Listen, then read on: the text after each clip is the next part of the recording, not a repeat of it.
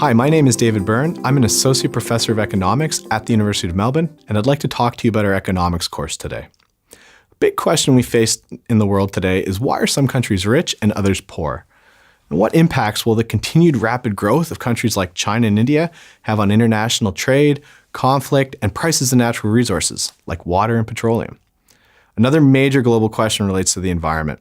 How should countries worldwide go about taxing carbon, subsidizing clean energy production, and so on to combat climate change? And as individuals start investing more and more in solar panels, battery storage, and electric vehicles, how should global climate policy evolve? In Australia, a major question we have relates to housing. Housing prices in our country have risen dramatically in recent years, and this makes it very hard for young families to buy a home, and it requires them to take on enormous amounts of debt. What should the government do about this? And another question relates to the tech industry. Why have technology companies like Alibaba, Amazon, Apple, Facebook, Google become so dominant in recent years? What role has artificial intelligence and big data played in their growth? And should policymakers be concerned about their rise to having such global market power? And if so, what should we do about it? These are some of the big questions that can be rigorously examined using economics.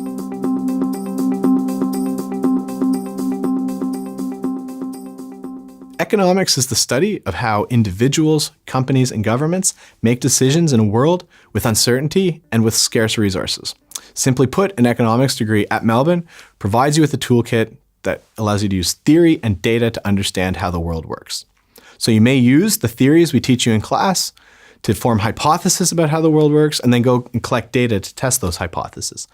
Alternatively, you could go collect data, use new empirical techniques you'll learn in class to formulate new empirical patterns and then say, what do these patterns mean for our theories and how policies and technologies impact the world? Now, economics gets broken down into sort of three major areas. The first is microeconomics, and this is really the economics about you, the individual. This is about how individual households and companies make decisions with respect to the consumption and production of goods and services. Another part of economics involves macroeconomics, and this is really about the economics of Australia, or how countries make their decisions. And so macroeconomists are very interested in understanding how technology, government policy, like tax cuts or interest rate cuts, affect things like unemployment, inflation, and importantly, economic growth. The third branch of economics training at Melbourne involves econometrics. And here's where we bring the data to bear on the theory. In particular, econometrics teaches you how to collect and use data to estimate economic relationships, test economic theory, and forecast economic outcomes into the future to inform decision making.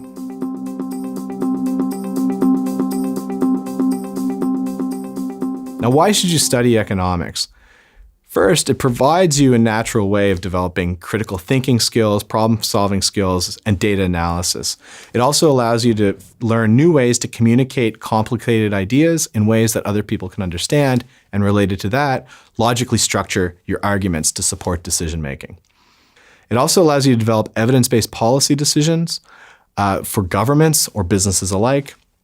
And because we equip our students with these skills, employers all over Australia and across the world demand the skills that an economics degree provides. And this demand is only rising in an increasingly data-driven world.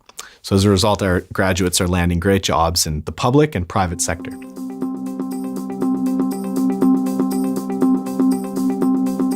So what kind of public sector jobs do they get? Traditional employers include the Reserve Bank of Australia, the Productivity Commission, the Australian Consumer and Competition Commission, the Department of Foreign Affairs and Trade, and various state and Commonwealth treasuries, environmental departments, health departments, infrastructure and energy departments. In the private sector, our graduates take economic consulting jobs with companies like Frontier Economics, Deloitte Access Economics, or NERA. Many of our graduates go on to management consulting, working with companies like McKinsey or the Boston Consulting Group.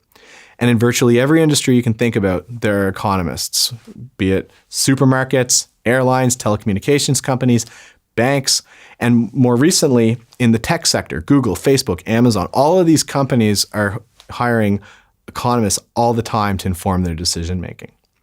Beyond the private and public sector, many of our students go on to take on jobs in the not-for-profit sector with non-governmental organizations all over the world. And in addition to these, economics degrees can provide you a foundation in other careers such as in law, finance, health policy, international aid and development, and more recently, careers in big data and data science.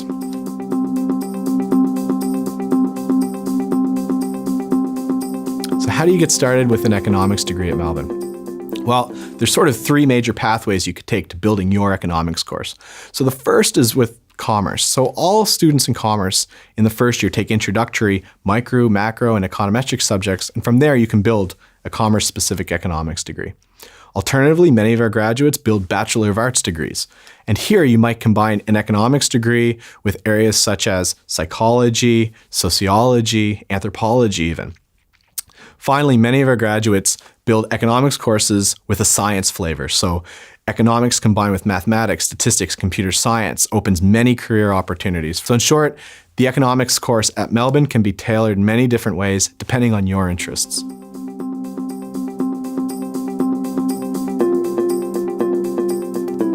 For further information on your options for taking economics courses at Melbourne and future career pathways, please consult with Stop 1. Commerce students can consult right away with their BCom planner as well. Thank you, and we look forward to seeing you in class.